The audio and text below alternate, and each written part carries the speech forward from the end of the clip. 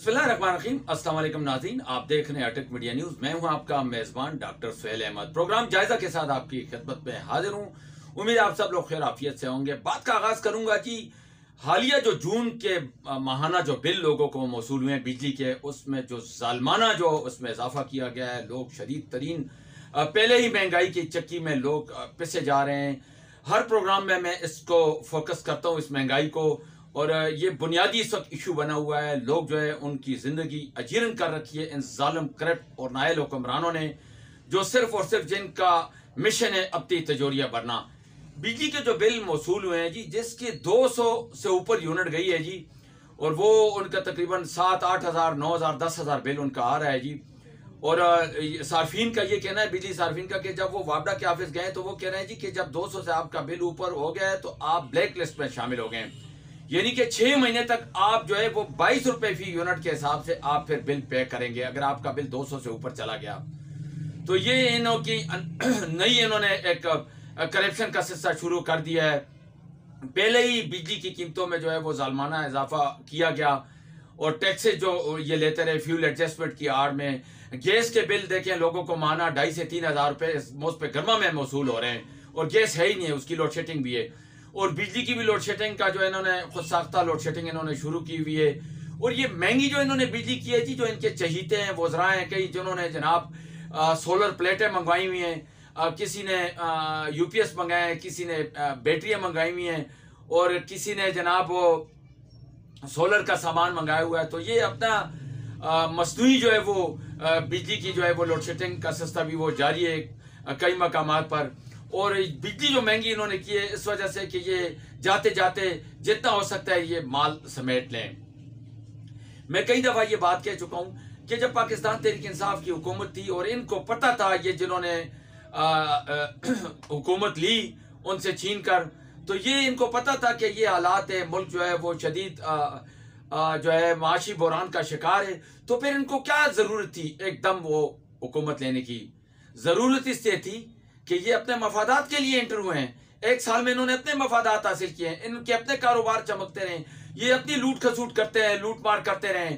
आज ये 13 जमातें जो एक प्लेटफार्म पर एक हैं, ये कल तक एक दूसरे पर इंतहाई सख्त अल्फाज और इंतहाई सख्त गालम गलोच ये करते थे एक दूसरे के ऊपर। आज ये अवाम के खैर ख्वाह हो गए, आज ये मुल्क के साथ बहुत ये मुहब्बत वतन हो गए जी एक प्लेटफार्म पे। और पुष्पनाई कौन कर रहा है? मौलाना फजल रहमान जी। मौलाना फजल रहमान ने तो कसम उठाई हुई है कि वो इस महंगाई के हवाले से बिल्कुल उन्होंने एक लफ्ज भी मुंह से नहीं निकालना है।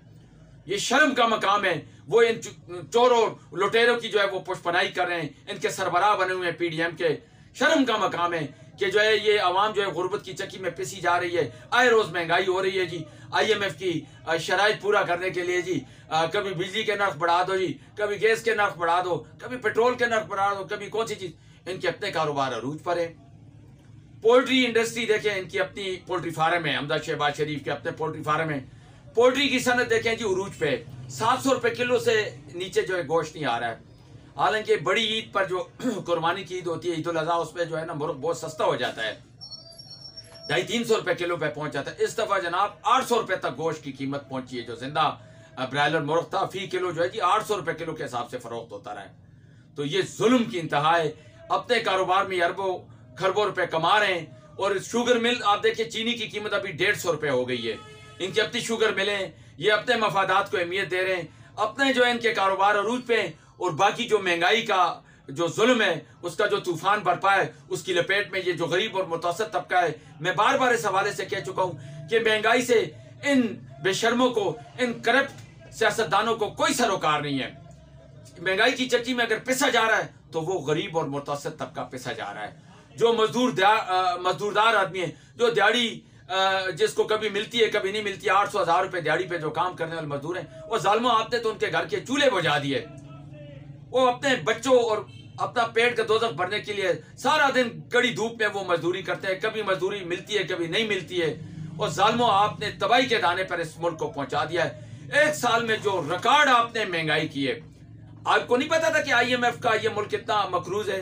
अब जो बात होती है जी PTI पे आप डाल देते हैं, इमरान खान ने किया है, आप करने देते हैं उनको हुकूमत 1.5 साल और मजीद। वो गंदा होते, वो ने लोग फिर इलेक्शन में जो है उनको फिर उसका आउटपुट देते। क्या जरूरत थी? जरूरत इस वजह से, मैं फिर कहूंगा कि इस वजह से जरूरत थी, आप इस वजह से इख्तिदार में आए कि आपने अपने करप्शन के केसेस खत्म कराए। आपने कहा जी कि जितना हो सकता है मजीद लूट मार करें, पैसा आपका बाहर, कारोबार आपका बाहर, असासे आपके बाहर, और इख्तिदार, शर्म का मकाम है इख्तिदार यहाँ पर। लाए ना अपना पैसा, आसिफ अली जरदारी और नवाज शरीफ ये सारे अपना पैसा यहाँ पे लाए, जिन्होंने बाहर इन्वेस्ट किया हुआ है। देखिए मुल्क तरक्की करता है कि नहीं? आपको इस मुल्क से क्या लेना देना? आप जब भी आते हैं सिर्फ आपके जहन में एक चीज होती है कि हमने कितना माल समेटना है। अरबों खरबों रुपए की करप्शन अभी भी हुई है। मोटरवे से अरबों रुपए की जी इनकम हो रही है, और दीगर जो इदारे हैं उनसे भी जी अरबों खरबों रुपए की इनकम हो रही है, महकमा सुई गैस, बिजली के महकमे से। तो ये कहां पे जा रहा है ये पैसा? अभी तक आपने IMF को कितना रिटर्न किया है? 30 साल तक मुस्लिम लीग नून और पाकिस्तान पीपल पार्टी इस मुल्क पर इख्तिदार करते रहे, 30 साल तक। ये तब से ये कर्जा चढ़ा आ रहा है। बात होती है जी कि जी पाकिस्तान तहरीक इंसाफ की हुकूमत में ये सब कुछ हुआ है। हम मानते हैं उन्होंने भी महंगाई की, मैंने कई दफा अपने प्रोग्रामों में कहा कि उन्होंने भी महंगाई की, और सबसे बड़ी गलती जो इमरान खान की थी वो ये थी कि वो उनको असेंबली से बाहर नहीं निकलना चाहिए था, उनको अपोजिशन का किरदार अदा करना चाहिए था। आज ये जो जालमाना महंगाई हुई है, आज जो ये मुल्क महंगाई के दलदल में इन्होंने जिस तरह इस महंगाई के दलदल में इस मुल्क को धकेला है, इसकी जिम्मेदार तमाम पाकिस्तान तहरीक इंसाफ भी है और इमरान खान भी है। अगर वो असेंबली में होते तो ना ये महंगाई होती, क्योंकि असेंबली में अपोजिशन का काम होता है, वो किसी किस्म का बिल मंजूर नहीं होने देती, वो महंगाई के ऊपर आवाज उठाती है। आप सब ने जनाब इस्तीफे दे दिए, असेंबली से बाहर निकला है। तो ये पहले आपके जो 3.5 साल हुकूमत थी उसमें भी काफी महंगाई थी, लोग महंगाई के चक्के में पैसे जा रहे थे, और अब जो रईसई कसर है वो इन्होंने निकाल दिए। ये जनाब कह रहे थे जी कि हम मुल्क को जो है वो माशी बहरान से बाहर निकालेंगे। आपने तो पाकिस्तान को, मैं समझता हूँ कि तारीखी जो है आपने जो महंगाई की है उसकी तारीख में कहीं कोई मिसाल नहीं मिलती। मैं बार बार इस इशू को फोकस करता हूँ, और ये जो गरीब और मुतासर तबका है जी, मुझे उन पर बड़ा दुख हो रहा है। वो जो गरीब मजदूर आदमी है वो 8-10 हज़ार का बिल लेकर घूम फिर रहा है, कभी एक के पास जा रहा है पैसे लेने कि जी मैंने ये खुदा के लिए मुझे पैसे दीजिए, मैं ये अपना बिल भर लूं। और जालिमों को खुदा का खौफ करें, मरेंगे आप तो सब ने जो है ना आगे जाके जवाब देना है। ये सब ठाट बाट आपका यही रह जाएगा।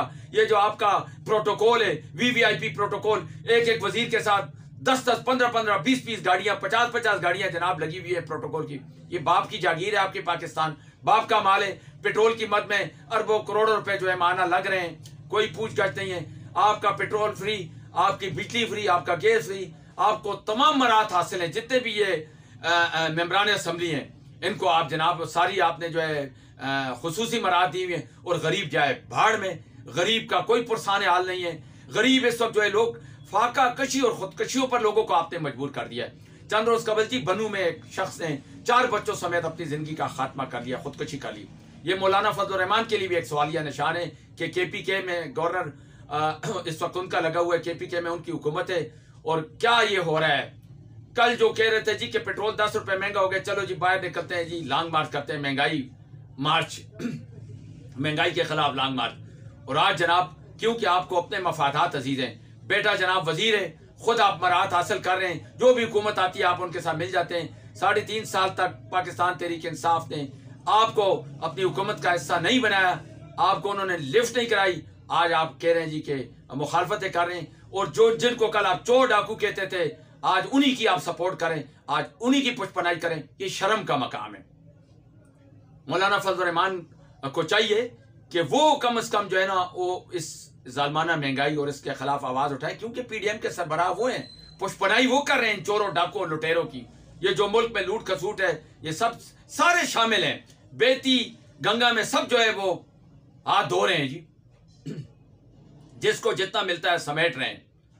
तो ये मरने के बाद सब जवाब देंगे। ये जो जुल्म कर रहे हैं आप मखलूक खुदा के साथ, तो ये जो लोग जो खुदकुशियां हो रही हैं, डकैतियां बढ़ रही हैं, जराइम बढ़ रहे हैं, वारदातें हो रही हैं, ये आपने सब जो है राह इनको इस पर मजबूर किया लोगों को आपने कि जी इस राह पर आप चलें। क्योंकि गुर्बत महंगाई में पिसे हुए लोग जो हैं वो क्या करेंगे? वो डकैतियां नहीं करेंगे, चोरियां नहीं करेंगे, वारदातें नहीं करेंगे। खुदकुशी और फाकों पर आपने जालिमों इनको मजबूर कर दिए लोगों को।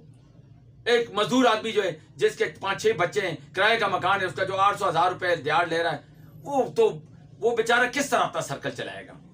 तो ये अगले महीने में आप जा रहे हैं, तो जाते जाते आप मजीद बतवाएं लोगों से ले रहे हैं। और अब इलेक्शन की तरफ अगर आप आए तो मैं आपको ये बता दूं, ऑनियर में कह रहा हूं कि आपको बदतरीन शिकस्त से दो चार होना पड़ेगा अगर धांधली ना हुई तो। क्यों कि आपने आवाम को जो है ना, जिस तरह आपने आवाम को तकलीफ से दो चार किया है, जिस तरह गुर्बत की चक्की में आपने लोगों को मजीद पिसवा रहे हैं आप, तो ये फिर तवक्को ना रखें कि लोग आपको वोट देंगे। आवाम में भी अभी शऊर आ गया है, लोगों को भी अभी समझ आ गई है कि आप लोगों के कारोबार तो अरूज पर है, आपके कारोबार को कोई नुकसान नहीं पहुंच रहा है, सिर्फ लूट खसूट जारी है। गरीब आवाम को जो है वो आपने महंगाई के दलदल में धकेला हुआ है। गरीब जो है वो इस वक्त शदीद तरीन लोग ज़हनी मरीज बन गए हैं। लोगों की नींदें आपने हराम कर दी हैं। वो सिर्फ इस वजह से कि बच्चों की 2 टाइम की रोटी वो किस तरह कमाएगा, वो बिजली का बिल देगा, गैस का बिल देगा, वो या घर का किराया देगा, या बच्चों का पेट का दोज़ख वो भरेगा। तो ये जो जुल्म आप लोग कर रहे हैं इसका खमेजा आपको भुगतना पड़ेगा, और भुगत रहे हैं आप लोग। अब नवाज शरीफ जी बाहर बैठे हुए हैं लंदन में, इससे बड़ी और क्या वो है कि मुल्क नहीं आ सकते हैं। तो ये अल्लाह से डरें और ये जो अवाम है इनको रिलीफ फराम करें ताकि ये लोग आपको मजीद बदवाएं आपको लोगों की ना लगें, और जो लोग हैं वो बेहतर तौर पर अपनी ज़िंदगी गुजार सकें। अटक के जी हवाले से मैं बात करूँगा। अटक में जी जो है जी वारदातें बढ़ रही हैं। हज़रो इलाका छत में जी डकैती और चोरी की वारदातें बढ़ रही हैं, आए रोज़ खबरें लग रही हैं, और कत्ल की वारदातों में भी जी इजाफा हो रहा है। तो ये डिस्ट्रिक्ट पुलिस ऑफिसर अटक को चाहिए कि वो इस पर कंट्रोल करें और सख्त से सख्त इक़दाम किए जाएँ जराइम पेशा अनासर के खिलाफ। कल एक लड़का जी अटक कामरा रोड पे रात को उसको जो है जी नामालूम अफराद ने गोली मार कर कत्ल कर दिया। फिर ये माड़ी गांव है अटक का, इसमें भी कई वारदातें हुई हैं, कई अफराद को फायरिंग से मारा गया और कोई पुरसाने हाल नहीं है, लोगों को जनाब तहफ़्फ़ुज़ भी फराम नहीं है। और दूसरा ये कि जी शहर में जो मसाइल हैं उनको भी ज़िले इंतज़ामिया को चाहिए, डिप्टी कमिश्नर अटक है जो है उनको चाहिए कि वो बार बार हम ये इसलिए कहते हैं जी कि ये मसाइल इनकी जिम्मेदारी है, इनकी रिस्पॉन्सिबिलिटी है कि वो ये मसाइल हल करें। शहर में जो है जी होटल्स हैं, बेकरियाँ हैं, कोई चेक एंड बैलेंस नहीं है, जिसका जो दिल करता है वो प्राइस कंट्रोल कमेटी तो मुकम्मल तौर पर वो फेल हुई है, कोई नज़र नहीं आ रही है। सब्जियाँ फल जो मर्जी है जिसका रेट लगाया है कोई पूछने वाला नहीं है, क्योंकि चेक एंड बैलेंस नहीं है। असिस्टेंट कमिश्नर साहब भी गवारा नहीं करती कि वो शहर का विजिट करें या डिप्टी कमिश्नर साहब आके शहर का विजिट करें, हालांकि उनको आगाह भी किया है मीडिया ने कि आप आके चेक एंड बैलेंस रखें। अटक में दूध दही जो है जी नाकस मिल रहा है, वो कोई सारा सिस्टम ही खराब है। फुटपाथों पर जो है तजावजात माफिया का कब्जा है, और जो यहाँ पर ये प्लीडर लाइन में जी रईस खाना है, यहाँ पर मंशियात फरोशी का सिलसिला जारी है। मंशियात पी रहे हैं लोग, नौजवान नस्ल तबाह हो रही है, आइस पी रहे हैं लोग। तो ये पुलिस की जिम्मेदारी है, रिस्पॉन्सिबिलिटी है कि वो इस बात जो है जराइम पेशा अनासर इनके खिलाफ सख्त कार्रवाई करें। बाकी ज़िले में तो ये कर रहे हैं मंशियात के खिलाफ, लेकिन ये जो अटक शहर है जी इसमें ये रईस खाना है, यहाँ पर डिस्ट्रिक्ट पुलिस ऑफिसर अटक को चाहिए कि यहाँ पर पुलिस के गार्ड तैनात करें और पुलिस का अमला तैनात करें, और ये जो मंशियात है जी जो नौजवान नस्ल तबाह हो रही है उनको इस तबाही से बेरारवी से रोका जाए। वैसे ही बेरोजगारी है, गुर्बत है, तो जनाब वो नशे के जो आदी अफराद हैं वो और लोगों को भी अपने साथ वो ख़राब कर रहे हैं, उनको भी नशे का आदी बना रहे हैं। तो इसको भी जो है जी ये ख़त्म होना चाहिए। ये जो लानत है मंशियात की लानत, इसको भी खात्मा ज़रूरी है। और अटक कामरा रोड पर जी जो है वो ट्रैफिक जाम रहती है। मैं पहले भी कह चुका हूँ कि वहाँ पर जो है जी जो हॉस्पिटल बने प्राइवेट, वो लूट मार से उन्होंने अपनी प्लाजे खरीद दिए जी। रोड के ऊपर कोई पार्किंग नहीं है, जिधर जिसका दिल करे गाड़ी खड़ी कर दे। रोड के ऊपर रिक्शे खड़े होते हैं, गाड़ियाँ खड़ी होती हैं, ट्रैफिक जाम भी वहाँ पर जो है ना बाज़ टाइम मामूल बन जाता है। और ये जो है ना जी ये मसाइल दरपेश जो हैं, ये ज़िले इंतज़ामिया की रिस्पॉन्सिबिलिटी है कि वो इन मसाइल को हल करें, क्योंकि ये गवर्नमेंट जो उनको पे दे रही है, जो अफसरान बाला हैं जो एसी के कमरों में बैठे होते हैं, निकलते हैं तो एसी की गाड़ी में, तो उनको चाहिए कि ये इनकी रिस्पॉन्सिबिलिटी है, वलीन जिम्मेदारी है कि वो अटक के दरपेश मसाइल को जो है जी वो हल करें। लोग जो है ताकि लोग जो है वो सुख और चैन का सांस ले सके और लोगों को किसी किस्म की कोई परेशानी ना हो। इसके साथ साथ जी अटक शहर में जो है जी सफाई का निज़ाम जो है वो ठीक है, बेहतर है। आमिर अलियास जो है सेंटर इंस्पेक्टर वो अपनी तरफ से कोशिश कर रहे हैं कि जो सफाई का निज़ाम है बेहतर बनाया जाए। और डेंगू के हवाले से कोई स्प्रे नहीं हो रहा है जी, कई जगह पे पानी खड़ा है। डेंगू का जो सिलसिला जी महकमा सेहत का वो सिर्फ सेमिनार की हद तक महदूद है, तो उनको कितना फंड गवर्नमेंट की तरफ से मिल रहा है, कोई उसका ऑडिट नहीं है। सरकारी जो जितने भी अस्पताल हैं, तहसील हेडक्वार्टर अस्पताल है या डिस्ट्रिक्ट हेडक्वार्टर अस्पताल है, इनमें जो मेडिसिन है जी कोई पता नहीं है। ज़्यादातर जो हॉस्पिटल के बाहर मेडिकल स्टोर है वहाँ पे रश रहता है, डॉक्टरों की मिली भगत से वहाँ उनको दवाइयाँ मरीजों को लिख दी जाती है जी कि ये दवाई आप हॉस्पिटल के बाहर से खरीद लें। तो हॉस्पिटल में जो अद्वियात है वो कहाँ जा रही है उसका कोई ऑडिट नहीं, कोई चेक एंड बैलेंस नहीं है। जो अद्वियात के जो जिनके अंडर में अद्वियात के जो फार्मासिस्ट है मुख्तलिफ तहसीलों में, उनका चेक एंड बैलेंस किया जाए। वो करोड़ों रुपए के मालिक बने हुए हैं, उनके पास कीमती गाड़ियां हैं, वो कहाँ से आई हुई हैं, इसका चेक एंड बैलेंस भी ज़रूरी है।